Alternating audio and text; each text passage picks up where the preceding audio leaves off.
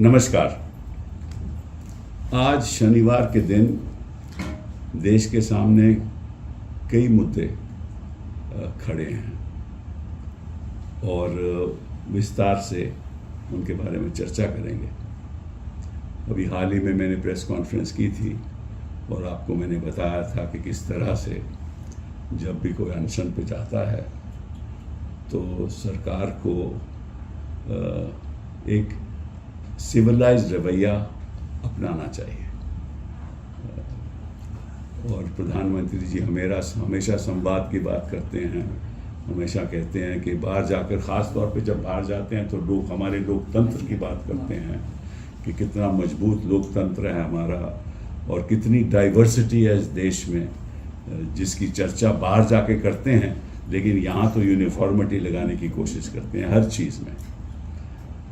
कोई अनशन पे जाएगा तो बातचीत नहीं करेंगे, कोई पार्लियामेंट में कोई बिल लाएगा तो उससे पहले बातचीत नहीं करेंगे, बिल को सर्कुलेट नहीं करेंगे। जब वांगचुक जी अनशन पे गए थे और 19 दिन हो चुके थे तो इनको क्या तकलीफ़ थी कि उनके पास किसी को भेज के बातचीत करें उनसे कि तकलीफ़ है क्या, प्रॉब्लम है क्या। इनको चाहिए कि ये मानते हैं कि भाई पेपर लीक होने चाहिए, ये इनकी सोच है। और जब भी पेपर लीक होते हैं प्रधानमंत्री जी कहते हैं कि ये गलत हुआ है, अपनी मन की चर्चा में कहते हैं। ये तो एक युवाओं के खिलाफ समझ लीजिए एक किस्म की साजिश है कि पेपर लीक करो और जिनको लीक किए हैं वो उनको नौकरियां मिलेंगी, वो पास हो जाएंगे, उनको नौकरियां मिलेंगी। और जो जिन बेचारों को उसी इम्तिहान देना पड़ता है वो क्या करेंगे। और ये पहली बात थोड़ी ना हुआ लीक हुआ है, और ये जानते हैं, प्रधानमंत्री जी जानते हैं, हमारे एजुकेशन मिनिस्टर साहब जानते हैं, HRD मिनिस्टर जी जानते हैं। तो ये बातचीत क्यों नहीं कर रहे। मुझे याद है कि जब अन्ना हजारे अनशन पे गए थे तो उस समय प्रधानमंत्री जी चीफ मिनिस्टर थे गुजरात के, उस समय बड़ी आलोचना की उन्होंने कि ऐसे किसी को ले जाना नहीं चाहिए। अगर मैं मुख्यमंत्री नहीं होता तो मैं खुद वहां जाकर बैठा रहता। अब उनको कोई तकलीफ नहीं हो रही, अब कोई उठा के अस्पताल ले जाओ, बातचीत मत करो। कभी दुनिया में बिना बात किए कोई फैसले हुए हैं? अंतर्राष्ट्रीय स्तर पर अगर बातचीत नहीं होती तो उसका नतीजा हम देख रहे हैं ना। सही तरीके से बातचीत नहीं होती, उसका नतीजा हम भुगत रहे हैं। लोग मारे जा रहे हैं और यहां भी गरीबी के साथ, इनसेंसिटिविटी के साथ लोगों की जो तकलीफ है उसकी सुनवाई नहीं होती। तो मैं इस वांगचुक को इस तरह से ले जाकर बिना बातचीत किए, मैं उस कदम की निंदा करता हूं और मैं मानता हूं कि ये सरकार का हृदय इतना कठोर है कि कोई कुछ भी कर ले, इनको कोई परवाह नहीं। अगर किसी की जान भी चली जाए तो इनको कोई परवाह नहीं। ये अपना बचाव करना चाहते हैं, धर्मेंद्र प्रधान जी का बचाव करना चाहते हैं। और जहां तक इस्तीफे की मांग है, मैं तो पहले भी कह चुका हूं वांगचुक जी को और बाकी सब लोगों को कि ये मानने नहीं वाले। इनका तो सड़कों पे ही विरोध होगा, अहिंसा के आधार पर ही विरोध होगा। और जब तक हिंदुस्तान की जनता सड़कों पे नहीं उतरेगी, अहिंसा नहीं अपनाएगी, तब तक कोई सुधार नहीं होने वाला। ये तो हो गई सोनम वांगचुक जी की बात। अभी सत्र पार्लियामेंट का आ रहा है, but before I do that, let me talk about Sonam Wangchuck in English. that I'm very concerned about what is happening and how Sonam Wangchuk was taken in this fashion by spreading a chadar over all of them and taken to the hospital. And I remember when Modi ji was Chief Minister of Gujarat and what was happening in Anna Hazare's movement, he openly criticized and said, I wish I was not the Chief Minister, I would have gone and I would have said that how can you do this at night and take away people at night. He's not worried about that now that he is the Prime Minister. He's on what he thinks is the right side of power. But I asked the Prime Minister, why did you not even attempt to have a dialogue with those young people who are concerned about their future, whose future has been destroyed by paper leaks, one after the other, ever since you came to power, especially after 2017. You never raised a voice, you never did a Mann Ki Baat, you never took any steps to ensure that there are no paper leaks. The fact of the matter is that these paper leaks were maneuvered and engineered to benefit some people. And who all were involved is something that needs to be investigated. And we know about your investigations. Whenever there is an issue like this, you never get it investigated. And if it is investigated, to ensure that the investigation moves in a particular direction.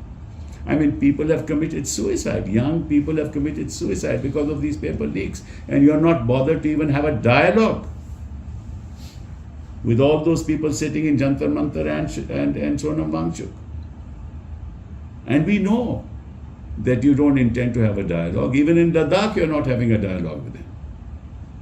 Why will you have a dialogue with him here? And I said so at the other press conference the other day, that you're not interested, you don't care, because you believe that you can win power and retain power one way or the other.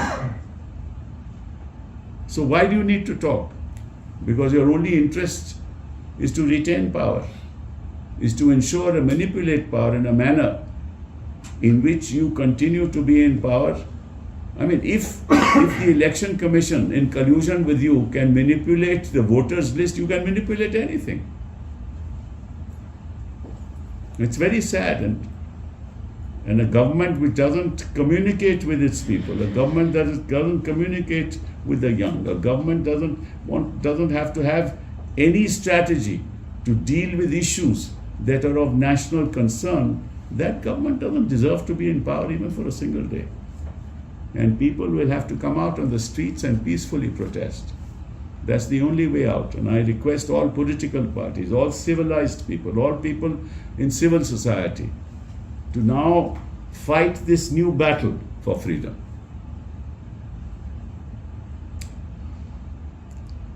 अब सत्र आने वाला है, 20 तारीख को पहला दिन है सत्र का, इस पार्लियामेंट सेशन का। और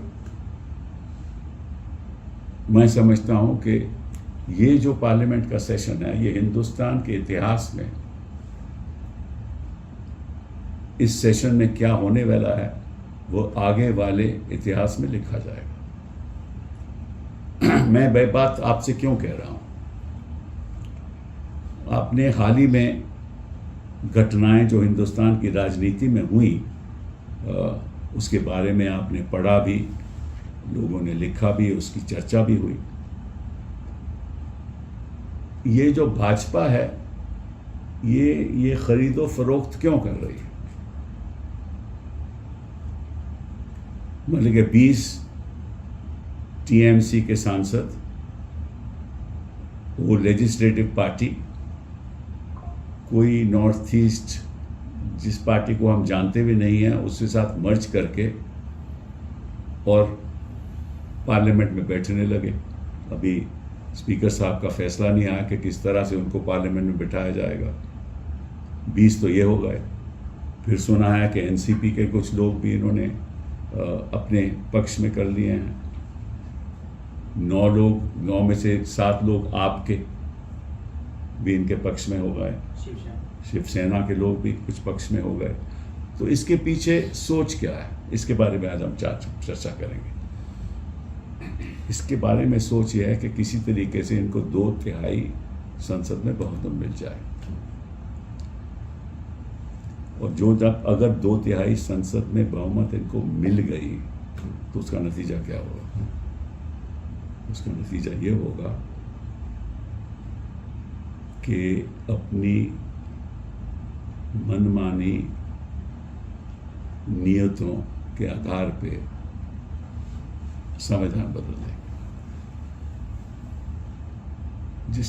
जिस किस्म का भी विमेन्स रिजर्वेशन बिल ले लाना चाहते हैं ले आएंगे, डिलिमिटेशन कराएंगे, और डिलिमिटेशन जैसे इन्होंने असम में की वैसे कराएंगे। और जो एक जज साहिबा हैं सुप्रीम कोर्ट की, रिटायर्ड जज, वो यूसीसी की भी जब जहाँ भी सरकारें हैं उनका भी वो कानून ड्राफ्ट करती हैं, और डिलिमिटेशन में भी वही रहेंगी। और फिर उसके बाद जेरीमैंडरिंग होगी। जनता को जेरीमैंडरिंग का मतलब नहीं मालूम, लेकिन होता क्या है कि जब डिलिमिटेशन होती है कि जो कंस्टिट्यूंसी होती है, जैसे चांदनी चौक का एक उदाहरण ले लो कि 2011 के सेंसस के बाद बदल गया, इन द सेंस कि वहाँ लोग बढ़ गए, जनता बढ़ गई, कंस्टिट्यूंसी किस तरह से होनी चाहिए, कौन कहाँ से, असेंबली कंस्टिट्यूंसी किस तरह से जुड़नी चाहिए, कितनी असेंबली कंस्टिट्यूंसी होनी चाहिए पॉपुलेशन के आधार पे, संख्या के आधार पे, वो सब डिलिमिटेशन द्वारा तय होता है। और अगर अपना ही जज, जैसे इलेक्शन कमीशन इनकी अपनी जज अपना बैठ जाए, तो निश्चित रूप से अपने आधार पे अपने बीजेपी की जीत को सामने रखते हुए वो असेंबली के डिलिमिटेशन करेंगे कंस्टिट्यूंसी। तो वो सारी कंस्टिट्यूंसी पार्लियामेंट असेंबली में पार्लियामेंट कंस्टिट्यूंसी में चली जाएंगी। तो अगर अपने ही आधार पे करेंगे तो जो असम में हुआ वो यहाँ भी होगा, हिंदुस्तान में भी होगा। और अगर ऐसा हुआ तो निश्चित रूप से कभी ये सत्ता से बाहर जाएंगे ही नहीं, क्योंकि सबको तो कब्जा कर लेंगे। फिर उसके बाद 2/3 की वजह से ये संविधान को भी बदल देंगे, और अगर संविधान को बदल देंगे तो निश्चित रूप से ये भी कह सकते हैं कि हम सारी उम्र के लिए यही पार्टी सत्ता में रहेगी, या ऐसा ढांचा बना सकते हैं कि सारी उम्र सत्ता में रहे। तो ये एक बहुत ही अहम पार्लियामेंट का सत्र है, और मैं आज चेतावनी देना चाहता हूं कि जो भी हमारे राजनीतिक दल हैं, अगर उन्होंने इस समय इस मोड़ पे भाजपा सरकार का साथ दिया, तो जो लोग जो सदन में बैठे, राज्यसभा या लोकसभा में, जो भी इनके पक्ष में वोट करेगा ताकि इनको वो 2/3 बहुमत मिल जाए, उसका नाम हिंदुस्तान के इतिहास में काले अक्षरों में लिखा जाएगा। और आने वाले लोग हिंदुस्तान के कभी उन नामों को भूलेंगे नहीं, और ये कहेंगे कि इन लोगों ने लोकतंत्र को दफनाया, अपना मत देके भाजपा के साथ। इस मोड़ पे हमारा देश आज पहुंचा है। इसीलिए ये जो पार्लियामेंट सेशन है 20 तारीख से जो शुरू होने वाला है, बहुत ही महत्वपूर्ण, हिंदुस्तान के इतिहास में मैं समझता हूं कि इतना महत्वपूर्ण सेशन पहले कभी नहीं हुआ। और दुख की बात यह है कि आजकल तो कोर्ट्स भी दखल अंदाजी नहीं देती, जो सरकार कहे बाय एंड लार्ज दखल अंदाजी नहीं होती, हमने देखा है। तो मैं आग्रह करूंगा राजनीतिक दलों से कि कुछ भी हो जाए, 2/3 बहुमत भाजपा को नहीं मिलनी चाहिए, क्योंकि अगर ये नहीं मिली तो 2029 के चुनाव में भाजपा सरकार में नहीं रहेगी, और अगर मिल गई तो 2029 और उसके बाद आप कभी सत्ता में आएंगे नहीं। इस सेशन का ये महत्व है। I want to mention at this point in time how important this session of Parliament is, which starts on the 20th of this month.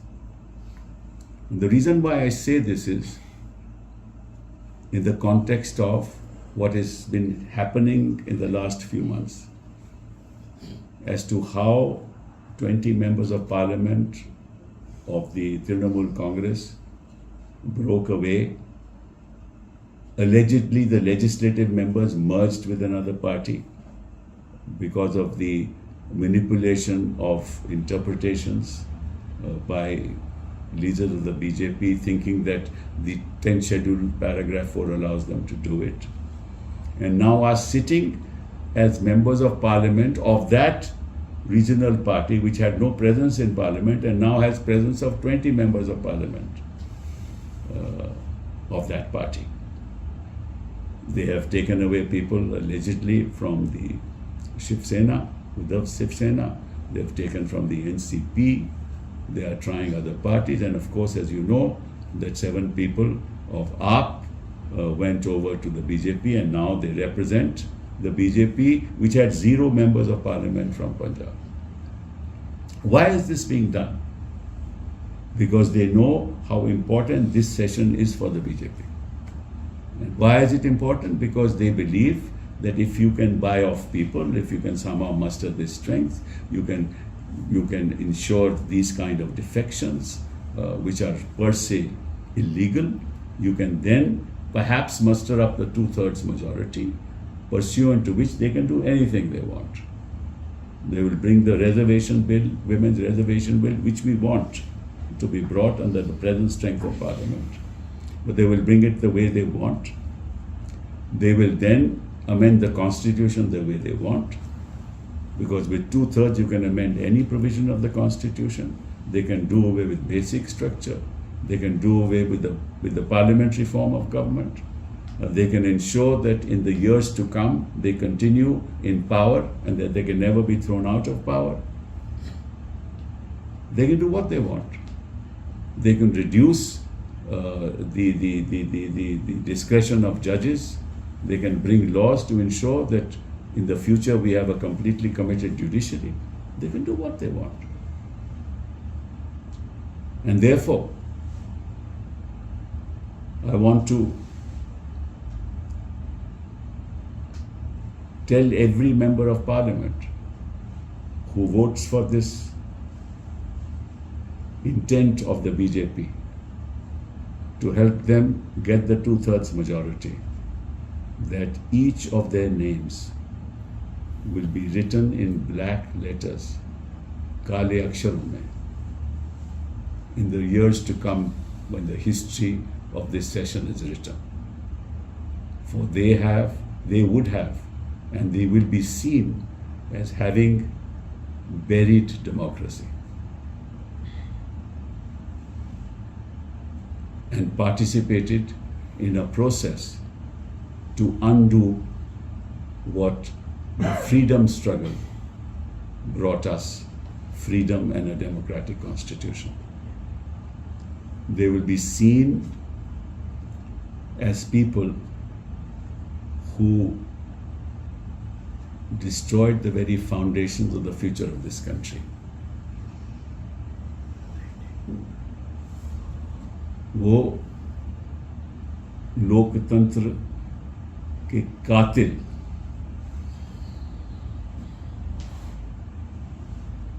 माने जाएंगे.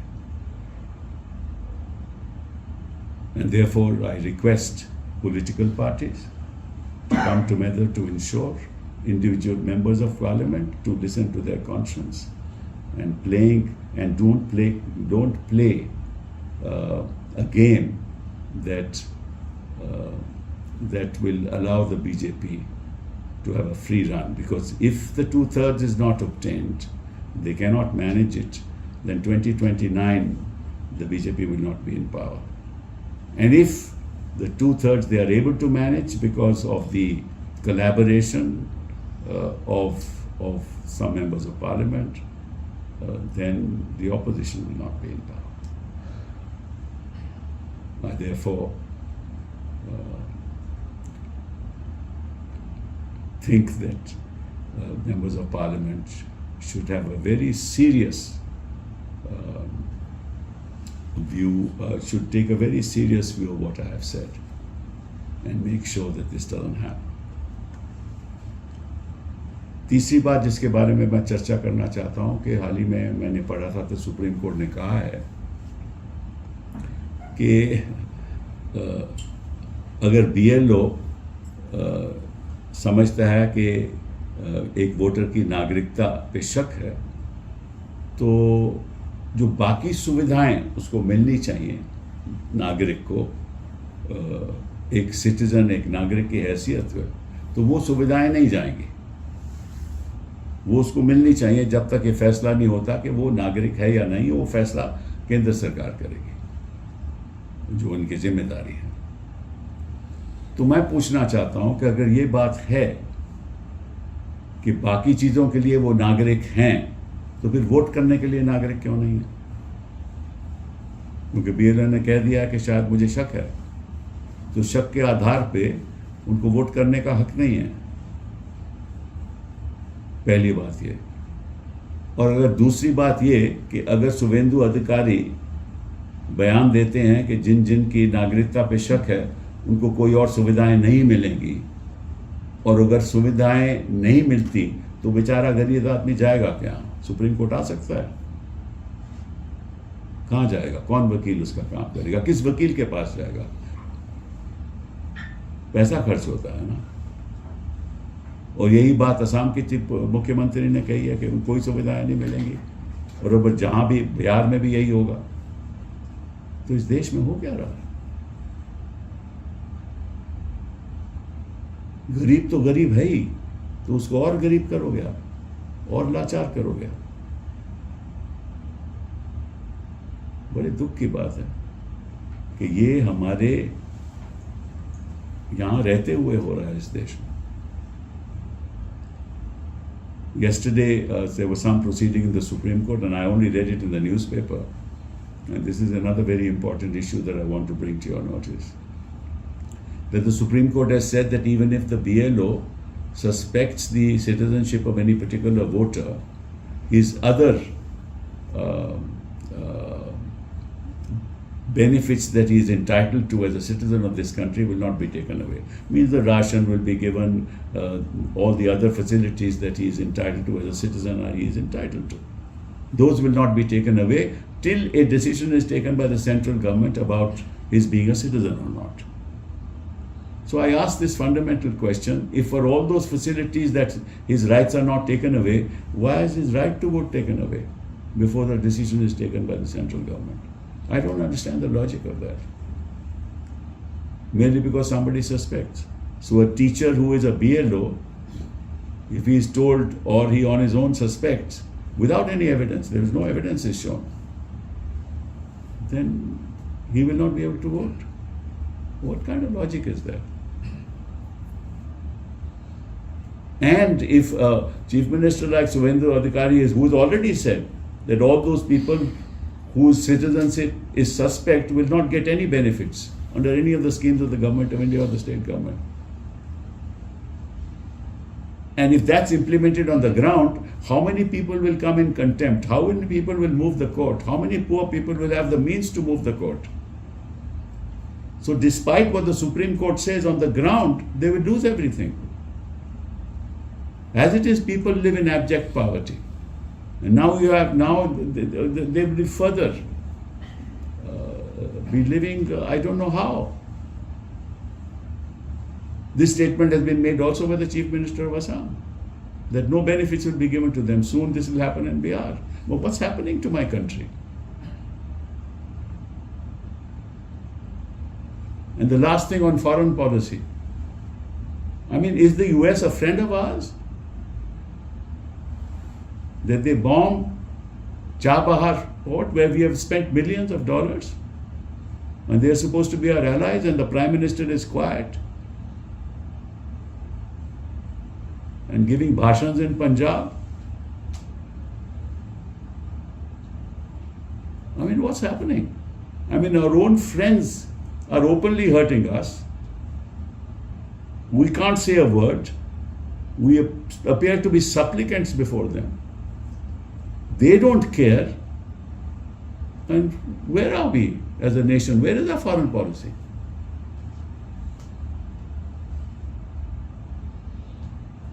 चाबहार पे हमला हो गया, वो ध्वस्त हो गया पोर्ट, हमें करोड़ों रुपयों को मिलियंस ऑफ डॉलर्स का नुकसान हुआ, और प्रधानमंत्री जी भाषण दे रहे हैं, और अमेरिका यूएसए हमारा दोस्त है और हम ही को नुकसान कर रहा है, हमारे ही लोग मारे जा रहे हैं, हमारे लिए जो वेसल्स हैं वहाँ हॉर्मुज़ में बैठी खड़ी हैं वो नहीं आ पाती, इनकी वजह से, हमारे दोस्त की वजह से, और हम चुप हैं और पंजाब में भाषण दिए जा रहे हैं। ये किस किस्म की कूटनीति है, किस किस्म का कि फॉरेन पॉलिसी है? बहुत दुख की बात है कि हमारा देश ऐसे लोग चला रहे हैं जिनको न फॉरेन पॉलिसी की फिक्र है, जिनको देश की जनता की फिक्र नहीं है, जिनको युवाओं की फिक्र नहीं है, जिनको आम आदमी की समस्याओं से फिक्र नहीं है। केवल एक ही फिक्र है कि 2/3 पार्लियामेंट में हासिल कर लो और उसके बाद जो मन चाहेगा करो। बहुत बहुत धन्यवाद। Sir, one thing. Sir, earlier you have asked for disqualifying this PMC because you have joined NCP. No, that will continue. That something will continue. Sir, आपने BLO की जो बात कही कि वोट नहीं दे सकता है, बाकी अधिकार मिलने चाहिए, सरकार तय करेगी। तो Madhya Pradesh chief minister Mohan Yadav also said under the proposed uniform civil code, only a person who has one marriage will have the legal right to reside in Madhya Pradesh. तो वो तो कुछ भी करेंगे ना भैया, कुछ भी होता है ना, कुछ भी। तो जब इनके हाथ में सत्ता है तो कुछ भी कर सकते हैं ये। इनको जनता से कुछ लेना देना थोड़ी ना है। सत्ता से इनको इतना मोह है, इतना प्यार है, क्योंकि इनको मालूम है कि जिस दिन सत्ता से गए तो इनकी मदद कौन करेगा। सर, एक अलग क्वेश्चन है। फारूक अब्दुल्ला और Omar Abdullah, they are coming to Delhi to protest for the restoration of state. Rightly so. They should protest. A statement made by the Solicitor General of India on behalf of the government that soon the status of Jammu Kashmir as a state would be restored. And obviously Omar Abdullah has legitimate grievances that he is sidelined, even though he happens to be the chief minister, he is sidelined. What's the relevance of a chief minister who has no powers? Sir, जिस serious concern के साथ आपने delimitation bill की बात करी, तो opposition का इतना सीरियसनेस तो दिखता नहीं है। डीएमके का क्या रूप होगा अब तक क्लियर नहीं है। तो आप ऐसे ही मतलब क्यों अस्यूम कर रहे हो कि उनका क्या रूप होगा? अभी उन्होंने कुछ ऑफिशियली स्टालिन जी ने कहा है, अभी तो बाहर से आए हैं, वो चर्चा होगी फिर वो बताएंगे आपको। मैं तो एक चेतावनी दे रहा हूं कि इससे ज्यादा गंभीर इश्यू हिंदुस्तान के इतिहास में पार्लियामेंट के सामने नहीं आया। उस पे दलों को चर्चा करनी चाहिए, राजनीतिक दलों को, और वो लोग जिस तरह से इनके पक्ष में जा चुके हैं उनको ये सोचना चाहिए कि अगर वो ऐसा कदम इस तरह से सपोर्ट करेंगे तो जो आज़ादी की लड़ाई लड़ी थी हमने, जिसकी वजह से हमें ये लोकतंत्र मिला था, उसको वो गंवाना चाहते हैं। तो बीजेपी के सहयोगी दलों से भी आप अपील करेंगे या बीजेपी के सांसदों सबको भी, सांसदों को अपील करना चाहता हूं, दलों को अपील करना चाहता हूं, बीजेपी के सहयोगी दलों को अपील करना चाहता हूं, सारी देश के पार्लियामेंटेरियंस को अपील करना चाहता हूं कि ऐसा मत होने देना। Sir, tomorrow is the all party meeting, sir. How do you see? I am not all in the all party. Sir, my one more question. Sir, you are don't you think India Alliance should conduct their alliance meeting ahead of this parliament session?